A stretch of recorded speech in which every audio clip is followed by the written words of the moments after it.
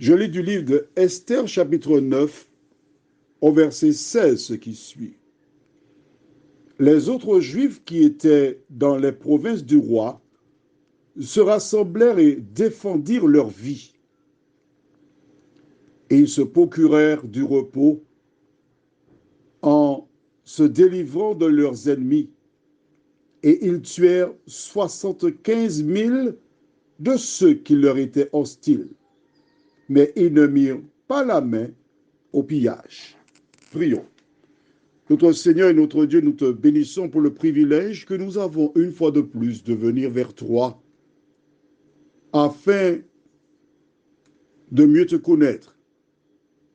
Merci pour la parole qui sauve. Que le Saint-Esprit nous conduise dans toute la vérité, nous t'en prions. Au nom de Jésus et pour ta gloire éternelle. Amen. Alors, au même chapitre 9, je lis au verset 12. Et le roi dit à la reine Esther, les Juifs ont tué et fait périr dans Suse, la capitale, 500 hommes et les 10 fils d'Amon. D'accord? Je laisse cette référence. Et au verset 15, et les Juifs qui se trouvaient à Suse se rassemblèrent de nouveau le 14e jour du mois d'Adar et tuèrent dans Suse 300 hommes. Suse, c'était la capitale. Ils ont tué le 13 500, puis le lendemain, le 14, 300, un total de 800. La lecture du jour nous indique qu'ils tuèrent dans les autres provinces. Il y avait 127 provinces, donc on va enlever une. Suse, la capitale, ils tuèrent 75 000. Lorsque nous prenons donc les 500 plus 300, ça donne 800. On va dire multiplié par 10. D'accord? Puisqu'il y a 127 provinces. Jusqu'à présent, 800 multiplié par 10 nous donne combien? 8000. C'est pour faire une moyenne. Et les autres provinces, on est à 75 000. Cela nous montre donc que sensiblement, on pourrait dire que dans chaque province, la moyenne, c'était environ entre 700 et 800 personnes qui ont été tuées. Mais il y a deux points importants que j'aimerais que tu retiennes. Nous avons vu hier, la fin du verset 15 disait, mais ils ne mirent pas la main au pillage. La fin du verset 16 du jour déclare, mais ils ne mirent pas la main au pillage. Donc, les Israélites ou les Juifs,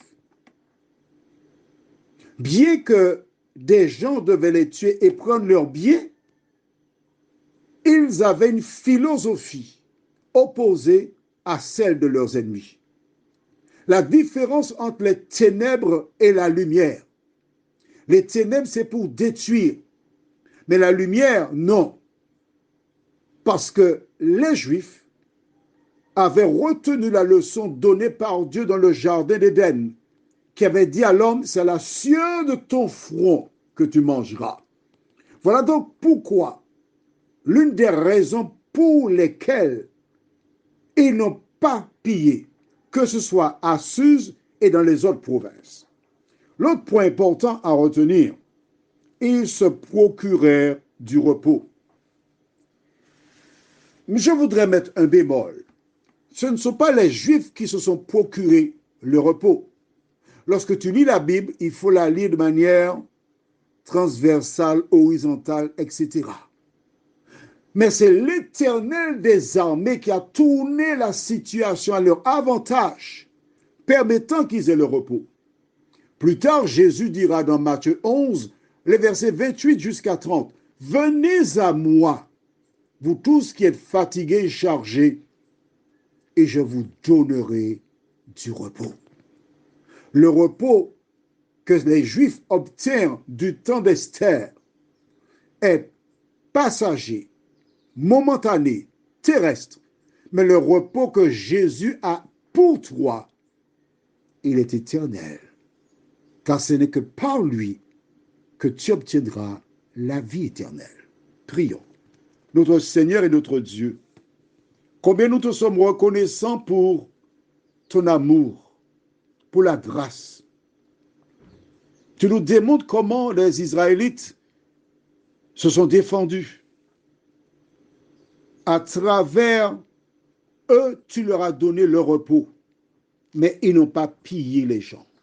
Seigneur, bien des personnes se disent chrétiennes, mais sont des pilleurs, des voleurs, des rapaces, des vampires. Permets que lorsqu'elles lisent et entendent ce message diffusé par WhatsApp, qu'elles se regardent dans ton miroir pour savoir si elles font partie de celles et ceux qui, comme les Juifs, n'ont pas pillé, ou si elles font partie de ceux qui devaient piller. Merci de nous conduire dans la vérité, Seigneur. Nous t'avons prié au nom de Jésus et pour ta gloire éternelle. Amen. Que l'Éternel continue de te faire du bien et que ta nuit soit douce. Je te souhaite une bonne nuit.